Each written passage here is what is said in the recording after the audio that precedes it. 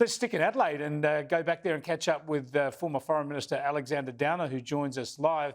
Good to talk to you again, Alexander. Sorry, I was going to go to this first.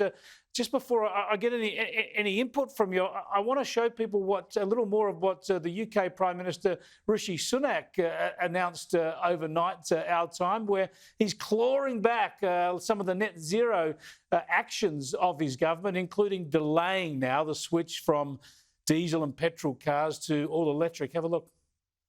So to give us more time to prepare, I'm announcing today that we're going to ease the transition to electric vehicles. You'll still be able to buy petrol and diesel cars and vans until 2035.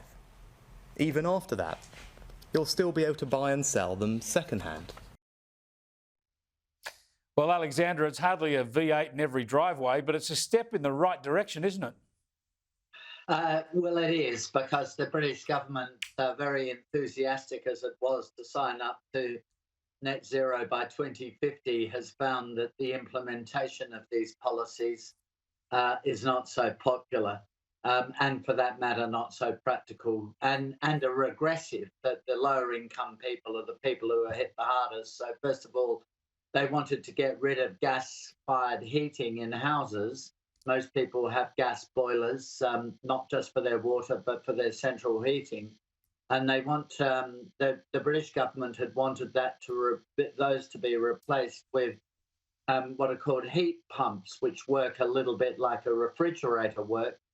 But it would cost like £11,000, $22,000 to install a heat pump. So most people couldn't afford that. And secondly, yes, they were going to phase out the sale of new petrol and diesel cars in 2030. But again, electric vehicles are much more expensive than petrol vehicles. So this was leading to quite a lot of negative feedback from the public. So, I mean, I think what the British government is doing is starting to take into account the reality of environmental policies, rather than just concentrating on sloganeering, which is what they had been doing up until now. Yeah, I think that's why it's so important, Alexander, because this is important for the rest of the world, isn't it? This is an admission that all the grand schemes and promises about net zero, well, when the rubber hits the road, they actually run into problems. A, they're impractical, and B, they're way too expensive. And it's something that our government here in Australia needs to wake up to, because they can all talk the net zero dream, but no one's been able to do it, not with the technology on the table at the moment.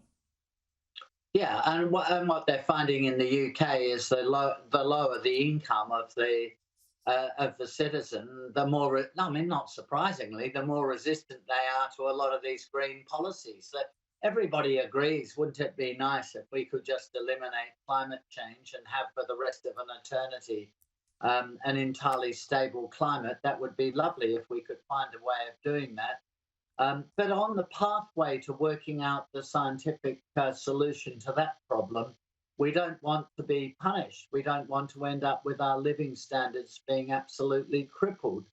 The other thing is these policies were very regressive. Lower income people are penalised. The rich living in, Belgravia and Kensington, the equivalent of sort of Vaucluse and Toorak, they don't care if another couple of £1,000 a year for some energy saving initiative, but for somebody on low incomes, this is a huge issue, and that is starting to show up in the polling in the UK.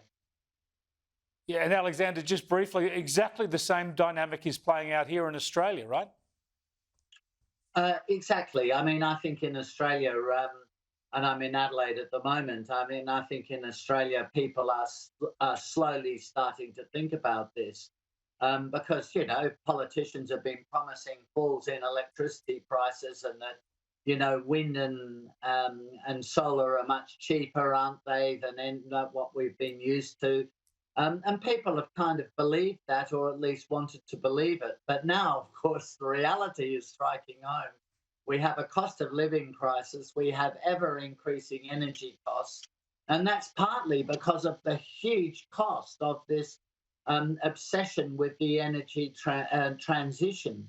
And so people will say it's okay to address climate change, and we agree with you that we think we should address that. But by the way, I'm not paying big dollars for the transition.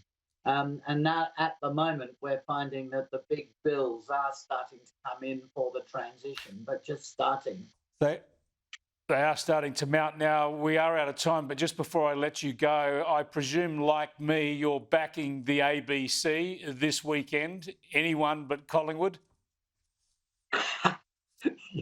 I'm sorry to have to admit it, but you're right, I am.